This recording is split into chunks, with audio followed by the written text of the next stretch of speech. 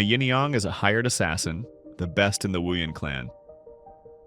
5 years ago, she vouched for Ruji, a runaway from the Pang sect, and her mentor suggested that the two girls bind their fates by drinking paired worms. Harmless to humans as long as both are alive, but instantly fatal if one dies. However, over the years, Ruji has failed to prove herself, so Yin Yang agrees to take on a dangerous mission that could help her friend advance within the sect.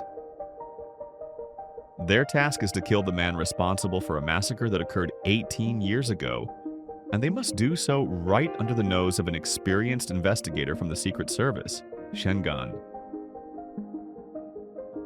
We all remember how the early 2020s began, with the COVID-19 pandemic, which emerged in China in 2020 and ravaged the world for nearly 2 years.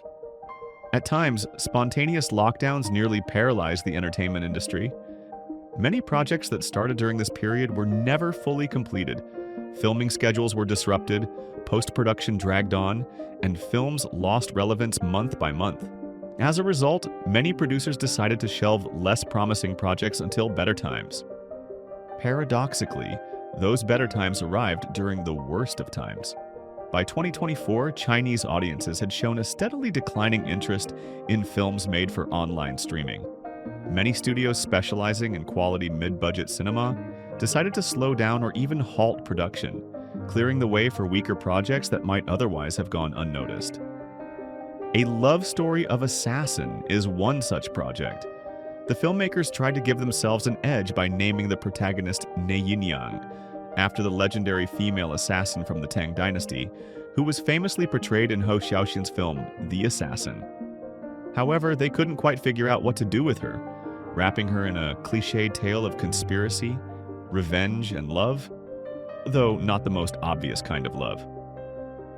While the posters, trailers, and promotional materials for A Love Story of Assassin suggest that the central focus will be the relationship between Yin Yang and Shengan, the plot actually places far more emphasis on the tender, yet importantly for Chinese cinema, purely platonic friendship between Yin Yang and Ruji.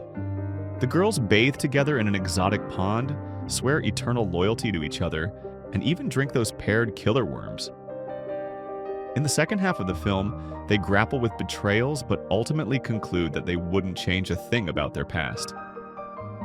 Unfortunately, the film lacks the conviction and sincerity one might hope for, while leaning heavily into melodramatic dreariness.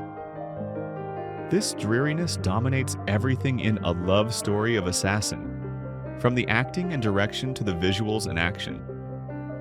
The film has a plot, and the creators had plenty of opportunities to highlight it, make it more vivid and dynamic. Instead, they simply go through the motions, sticking to the most tired cliches and trying to squeeze out tears at every turn.